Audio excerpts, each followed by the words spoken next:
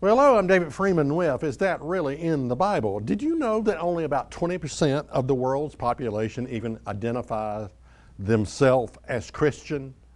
Now, it's hard to believe that. It's hard to wrap your mind around that because we live in America.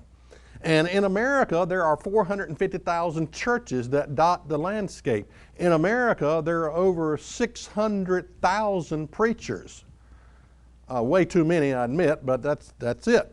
So, when we talk about only 20% of the world's population even identify themselves as Christian, you got to realize the Muslim community, you got to realize that India, I mean, it really is only about 20% of the world's population even identify themselves as Christian.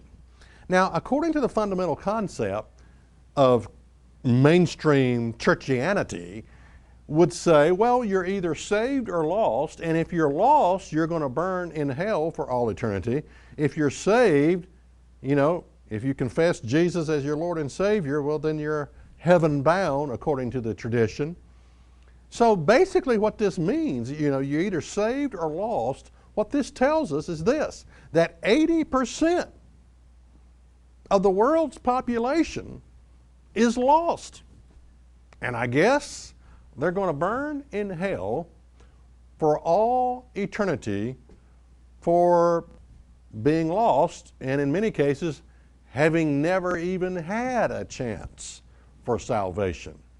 Now, do you believe that? Do you really believe that? Most of you do not. Most of you would say, well, I believe that God will work it out some way.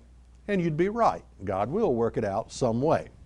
Now, did you know that Jesus only spoke of 2 resurrections? Let's take a look at the 2 he spoke of.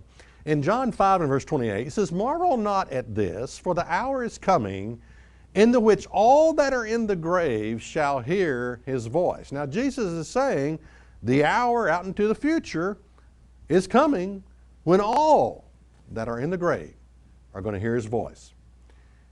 Continuing on, verse 29, "And shall come forth they that have done good unto the resurrection of life, and they that have done evil unto the resurrection of damnation." So we have 2 resurrections here.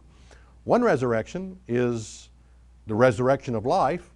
The other resurrection is the resurrection to damnation. And that doesn't sound good at all.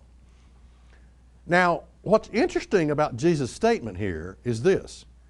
How you live your life depends on what resurrection you come up in. Notice, don't overlook this, okay? Don't overlook this. Let's take a look at it again. Verse 29 of John 5. "And shall come forth they that have done good unto the resurrection of life, and they that have done evil unto the resurrection of damnation." I suddenly realized that Jesus' theology was not what you hear from today's most preachers. Or most preachers today is not what you hear, this same kind of theology that Jesus taught. Jesus taught how you live your life depends on what resurrection you're going to come up in. Now, that's not really what I hear today. I hear, just believe, just accept, just invite Jesus into your heart. The law's been abolished, so therefore it doesn't matter how you live your life. That's sort of the impression that a lot of preachers lead you to come to. But this was not Jesus' theology.